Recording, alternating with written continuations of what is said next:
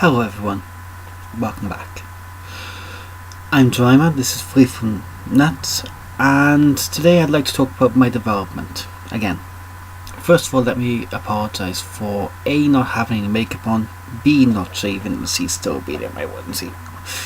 I've had a bit of a rough time with some wipes I've been using, and as you can see, a lot of my face is very red.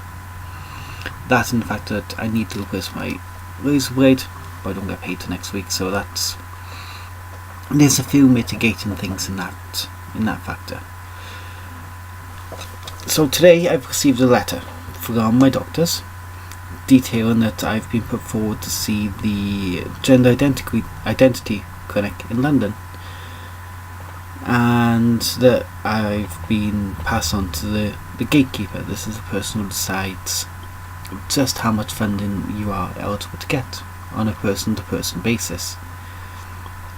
However, there's a few things that they want me to do beforehand so that they have all the information before they make any sort of decisions or pass me on any further.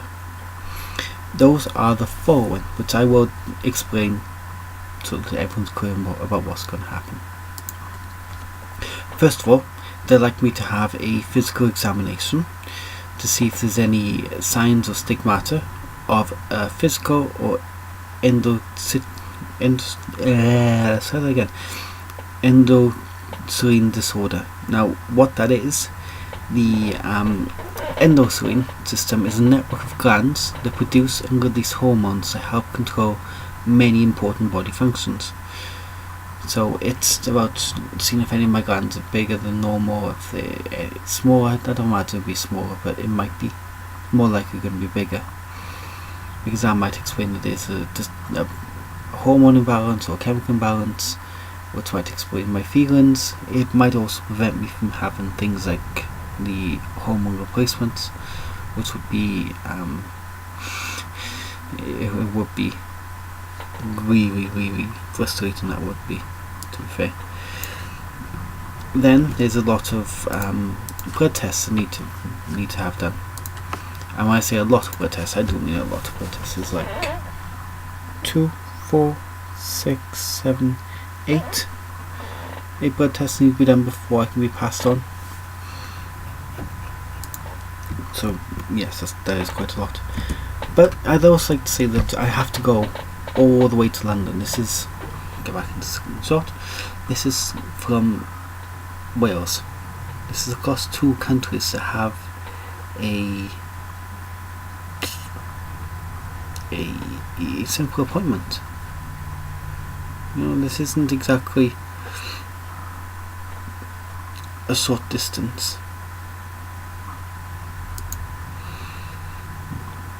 So just bear that in mind. This is crossing 2 countries. This is how badly underfunded this stuff is in Wales. Okay. So the first blood test they want me to have done is the Serum Oestradiol. See, I can say it in my head really well. Oestradiol.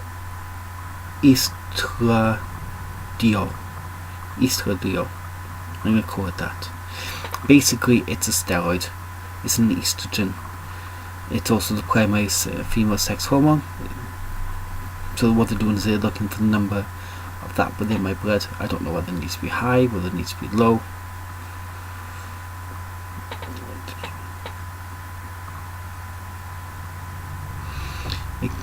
Using other chemicals, it can be converted into testosterone, so I imagine testosterone could be converted into that. They also want to have my testosterone levels checked as well, which would be, again, I don't know whether they're looking for it to be high or not. Perhaps it's looking for the numbers in my system already, so that when it comes to actually giving me the hormones, that they know the actual amount that I would need based upon the actual amount that's already in my system. They also want me to have what they call the FSH, the follicle stimulating hormone. It's gonadotropin, a glycoprotein, a polypeptide hormone. It's synthesized and secreted by the gonadotropic cells for the anterior pituitary gland, and regulates the development, growth, pubertal maturation, and reproductive process in the body.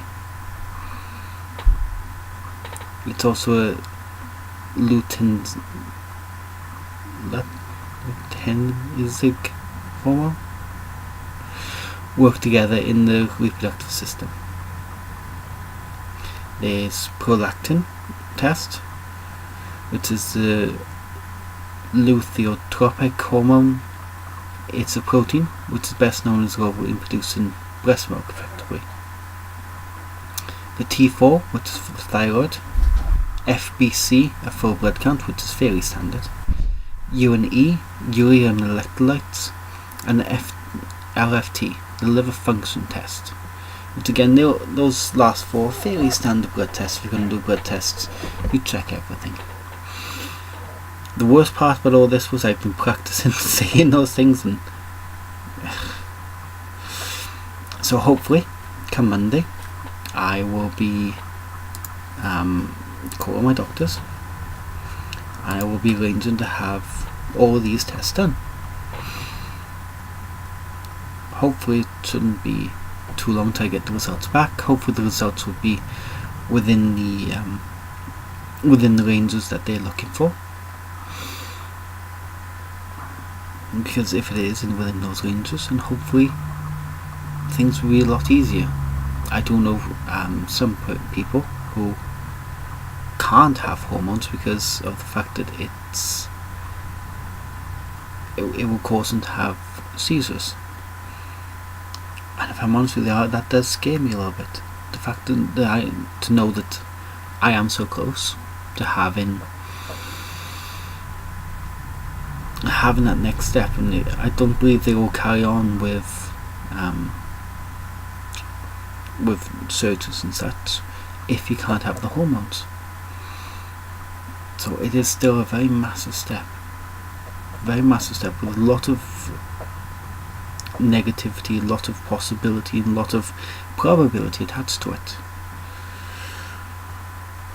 So let's have some fingers crossed for some good luck on these. Let's have them all come back within the right parameters, all fine, all great.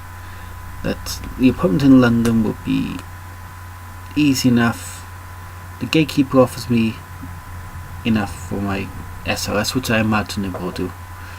I doubt that they would actually offer anything towards breast surgery, but I don't particularly want breast surgery. Not at all. Because at the end of the day, I still don't trust that these bits of silicone, which isn't exactly good to have inside your body, are not going to burst or leak. As long as the hormones do the job and give me something, I'll be happy. So hopefully that will be fine, and hopefully my face will clear up a little bit and stop being so dry and so red and so horrible, and I can actually start to look a bit more human, so I would say. Look how quickly my hair is glowing. The guy. And as it's now customary for me, time to finish with a very terrible, horrible joke. So everyone, what do you call an unpredictable and out of control photographer? Any ideas? I thought it was obvious. Little loose cannon.